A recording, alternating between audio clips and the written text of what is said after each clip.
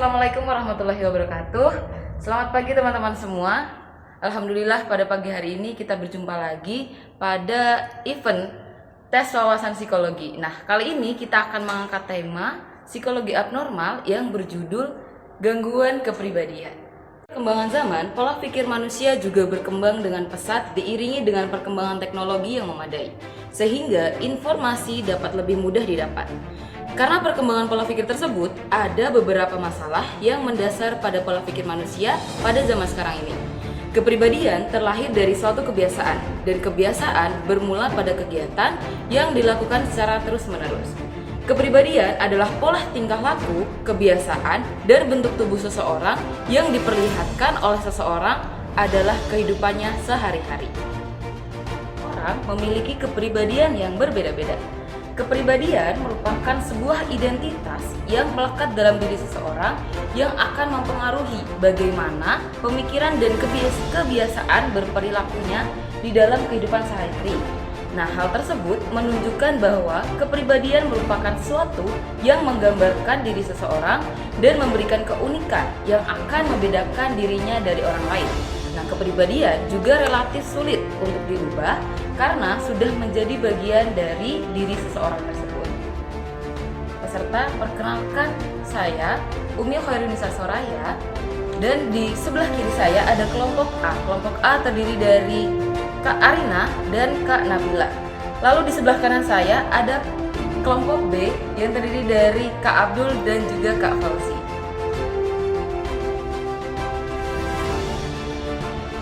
Oke, langsung saja kita mulai kuis pada hari ini. Pertanyaan yang pertama, apa pengertian dari kepribadian? Oke, silahkan.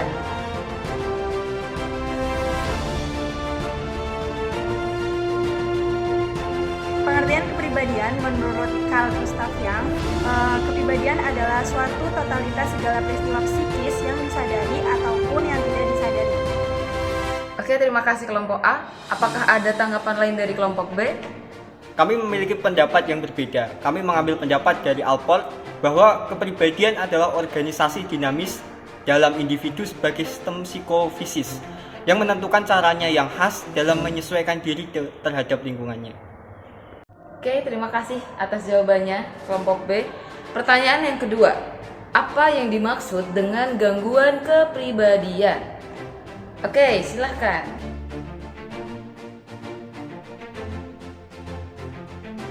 Gangguan kepribadian adalah kelompok gangguan yang sangat heterogen, diberi kode pada aksis 2 dan DSM, dan dianggap sebagai pola perilaku dan pengalaman internal yang bertahan lama, pervasif, dan tidak fleksibel, yang menyimpang dari ekspektasi budaya orang yang bersangkutan dan menyebabkan kendala dalam keberfungsian sosial dan pekerjaannya.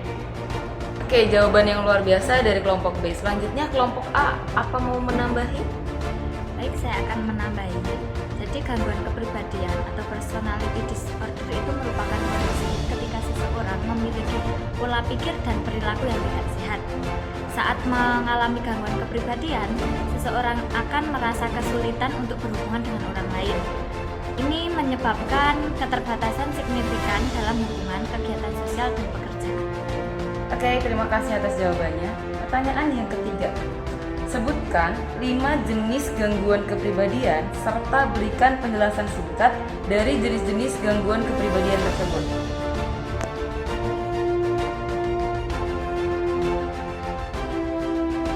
Jawaban dari kelompok kami yang pertama adalah paranoid. Paranoid merupakan selalu curiga dan tidak percaya pada orang lain, bahkan teman, keluarga, dan pasangannya sendiri.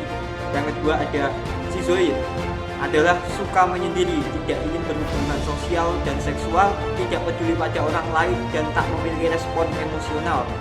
Yang ketiga ada schizotypal, adalah orang yang gangguan jenis ini takut pada interaksi sosial dan menganggap orang lain berbahaya. Saya akan menambahkan yang keempat, yaitu antisosial.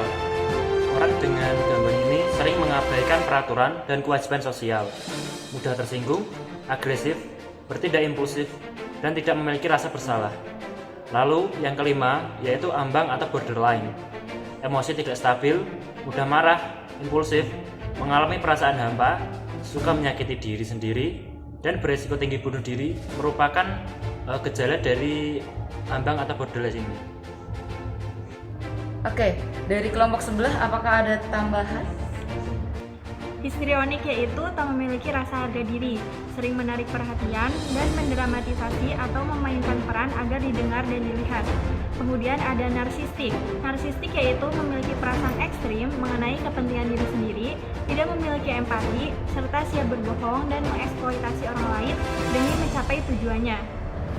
Selanjutnya, dependen yaitu kurang percaya diri dan butuh banyak bantuan dalam membuat keputusan sehari-hari dan menyerahkan keputusan hidup yang penting kepada orang lain.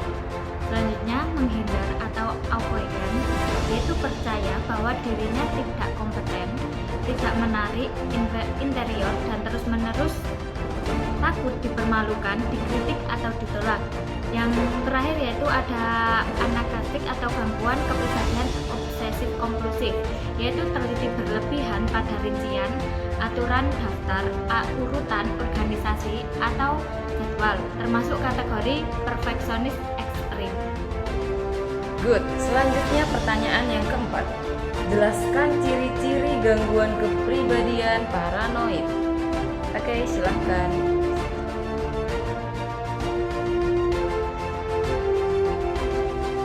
Kriteria gangguan kepribadian paranoid dibutuhkan oleh 5 kriteria, yaitu yang pertama kecurigaan yang bersifat pervasif bahwa dirinya sedang dicelakai, dihianati atau dieksploitasi.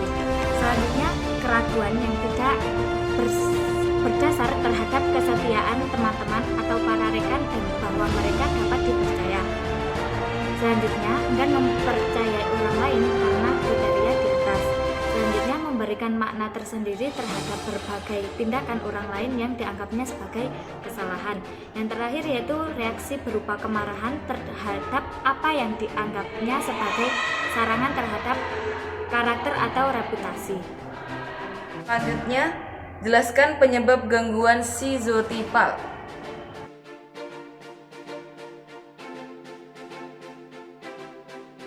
Penyebab gangguan schizotipal kemungkinan dapat berasal dari sifat yang diwariskan. Namun, peran sosial seperti pola asuh dan pergaulan sosial semenjak masa kecil, faktor temperamen, serta bagaimana ia menyelesaikan masalah juga dapat berpengaruh terhadap perkembangan gangguan kepribadian. Selanjutnya, gejala gangguan kepribadian schizotipal. Secara umum, gangguan kepribadian schizotipal menyebabkan pola kemampuan sosial dan interpersonal yang sangat minim akibat pola pikir yang tidak wajar. Gangguan ini juga disertai rasa tidak nyaman berinteraksi dan tidak memiliki kemampuan dalam menjalani hubungan dekat. Oke, pertanyaan yang selanjutnya, jelaskan bagaimana gejala dari OCD. Silahkan.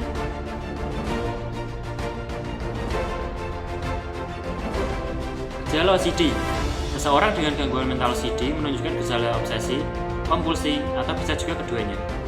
Gejala tersebut bisa sangat mempengaruhi aspek kehidupan pengidapnya, misalnya sekolah, pekerjaan, hingga relasi dengan orang lain. Obsesi adalah pikiran yang terjadi berulang kali, dorongan, atau gambaran mental yang bisa memicu munculnya rasa cemas. Sementara itu, kompulsi adalah perilaku yang dilakukan secara berulang. Pengidap kondisi ini akan mendapatkan dorongan untuk melakukan perilaku dalam menanggapi pikiran obsesif. Kompulsi secara umum termasuk melakukan mencuci tangan berulang kali dan secara berlebihan. Bisa juga melakukan pemesanan atau mengatur suatu hal dengan cara yang khusus dan tepat. Selain itu, pengidap juga dapat memeriksa beberapa hal secara berulang.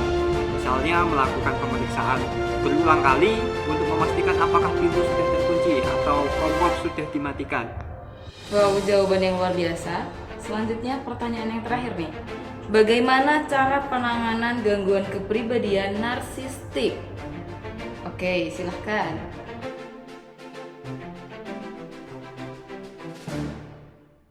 Terapi ini secara khusus dikembangkan untuk mengobati gangguan kepribadian narsistik.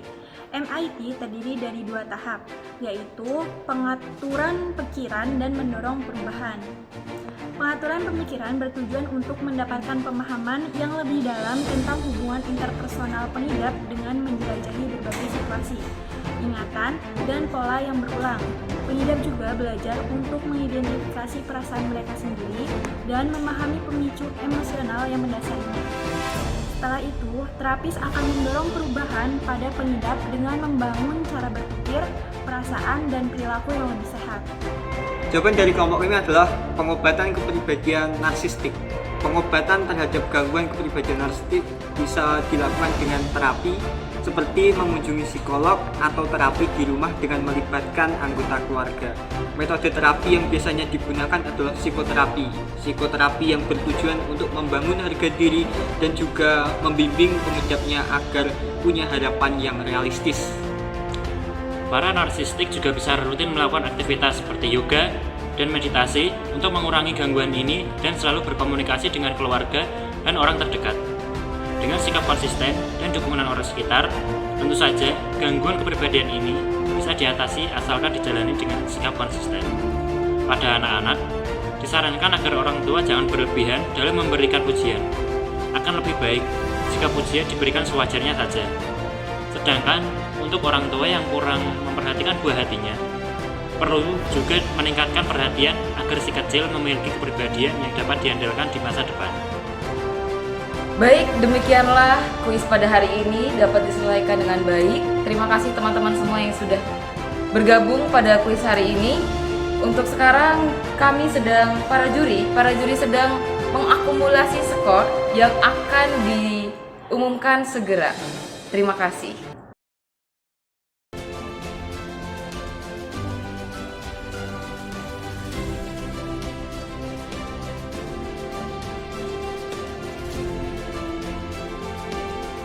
Oke teman-teman, di sini saya sudah membawakan hasil dari diskusi juri yang sudah didiskusikan pada hari ini.